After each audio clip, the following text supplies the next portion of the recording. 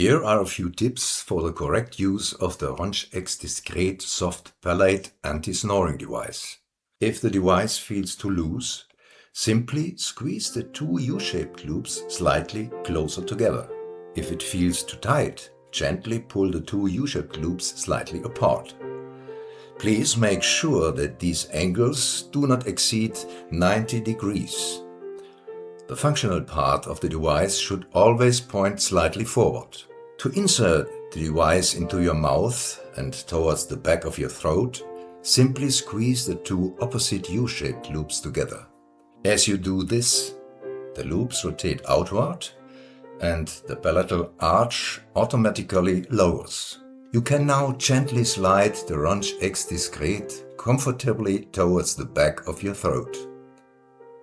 Once the device is in the correct position, simply release the U-shaped loops. The device will expand and automatically fit into the proper position. That's all there is to it. We wish you a quiet night and a restful sleep.